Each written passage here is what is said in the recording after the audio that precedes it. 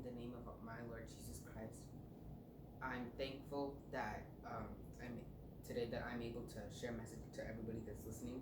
I like to read from John chapter 15, starting from verse 1. I am the true vine, and my Father is the vine dresser.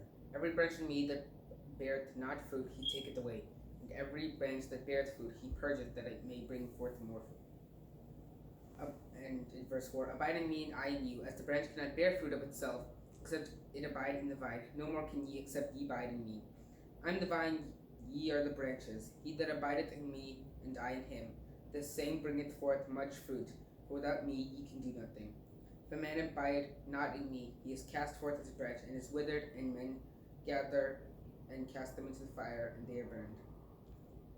If ye abide in me, and my words abide in you, ye shall ask what ye will, and it shall be done unto you.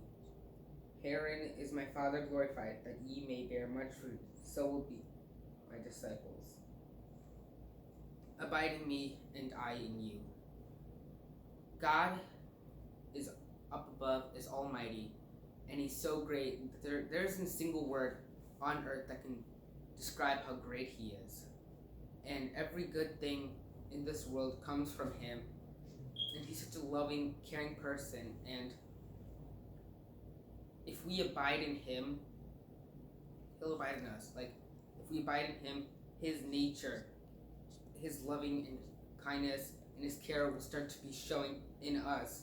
And all we have to do is abide in him and bear fruit.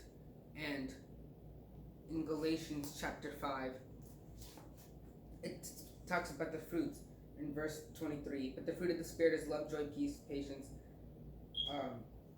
gentleness, goodness, and self-control. First thing that's mentioned is love, and the whole concept of the Bible is love. Jesus came from heaven into earth to talk about love. He came to fulfill the commandments and the laws of God and add a new one. And if we go back to John chapter 15, if we keep going, it says in verse 10, if ye keep my commandments, ye shall abide in my love, even as I have kept my Father's commandments and abide in his love. And verse 12, this is my commandment, that you love one another as I have loved you. Without love, we can't do anything. We can't please God. Matthew chapter 7, verse, starting from verse 7, or 15, sorry. 21? Huh? Is it 21? Verse 21, not everyone that saith unto me, Lord, Lord, shall enter into the kingdom of heaven, but he that doeth the will of my Father which is in heaven. Many will say to me in that day, Lord, Lord, have we not prophesied in thy name? And in thy name have cast out devils? And in thy name done many wonderful works? And God replied to them, go away, I have not known you. I do not know you. And it's kind of sad because they did all these things in God's name, but God says that he doesn't know them.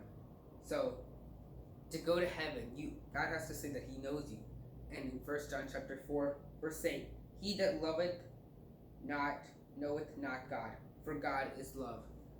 So to go to heaven, you have to be able to love, because that's the only way you can know God is love. And it's the fruit of the Spirit. It's the whole concept of the Bible.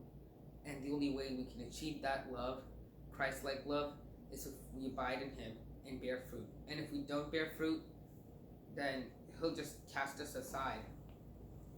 Because what's the point of you don't want a rotten fruit. Like when you go to a plant, you pick the best fruits. You don't pick like really bad and rotten ones, because you shouldn't be eating them. They're toxic.